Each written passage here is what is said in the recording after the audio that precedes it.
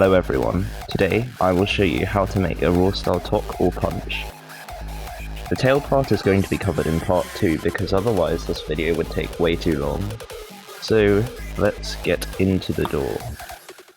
So you want to start by dragging in a 909 kick.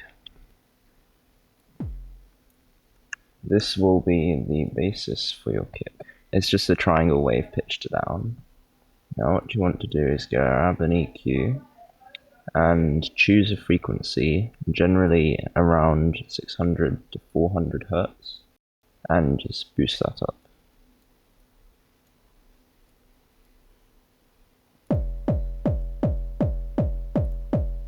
Now what you want to do is get any distortion plugin. Generally, distortion and venom are very good for this. Just turn it quite high.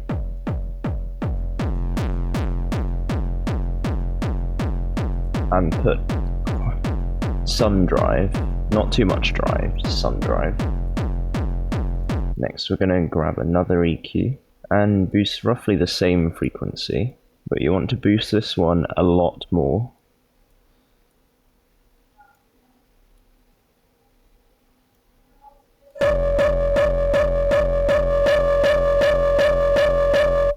And then distort it again. I'm going to use Venom this time, but it doesn't matter, because most distortions do pretty much the same thing.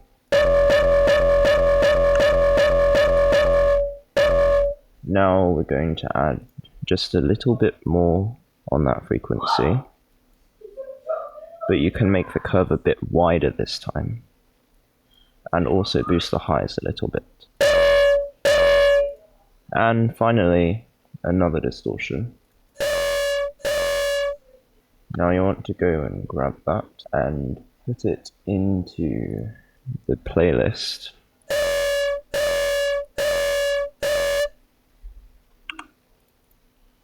So now this is where it becomes slightly more like a Rawstyle kick.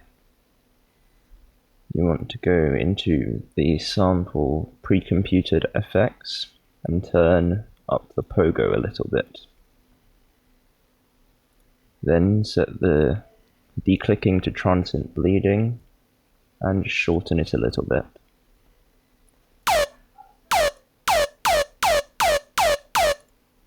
Now you can play around with the pitch settings to make it sound how you want.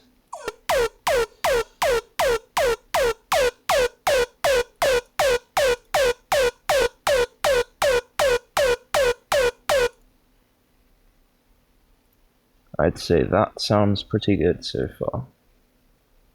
Next you want to link that to another channel and find the fundamental frequency. That's the loudest frequency in the Tok, and just boost that.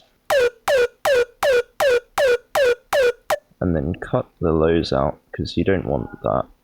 That will mess up your Tok and make it sound muddy. Just a little bit more highs because highs are important on the top, and then compress it, maybe a slight bit of saturation there.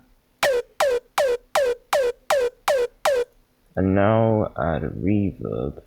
This will give your Tok some space, and also it can create an interesting effect.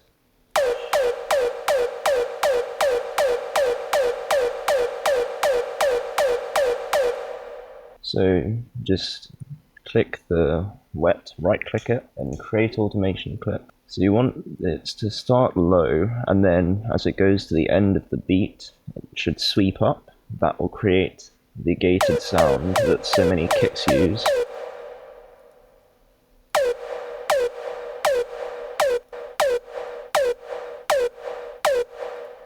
And remember to automate it back down again, otherwise the reverb will continue on for a very long time, and you don't want that if you're distorting it, because then it will just continue but still be very loud instead of fading out. Now a bit of distortion again to make the tail more crunchy. Just a little bit of Camel Crusher there.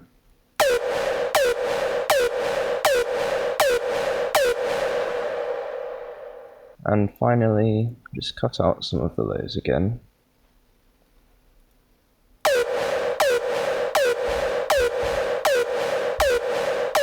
This time you don't need to cut out as much.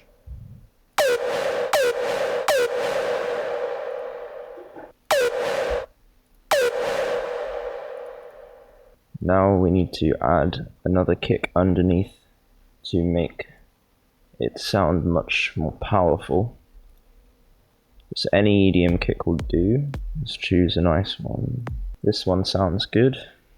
Just grab it, put it in.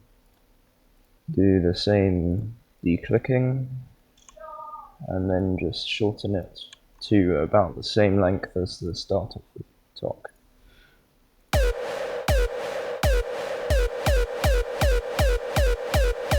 Now you need to combine these two together.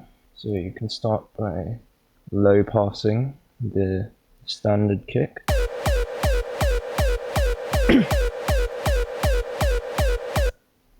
And high pass the top.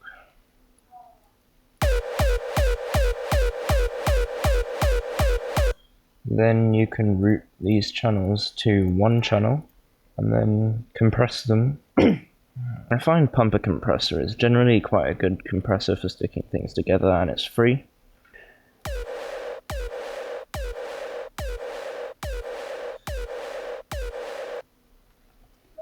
Something like that.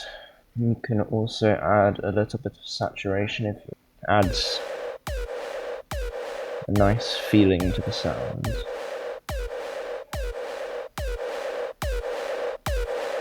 Especially the reverb. It makes that sound really nice. And then just automate the volume of the reverb down, because you don't want that to be too loud.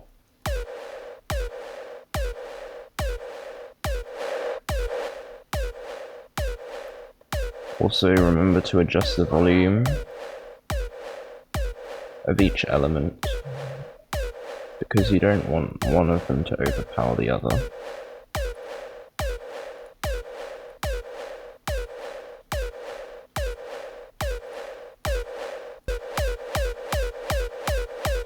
And that's a talk done.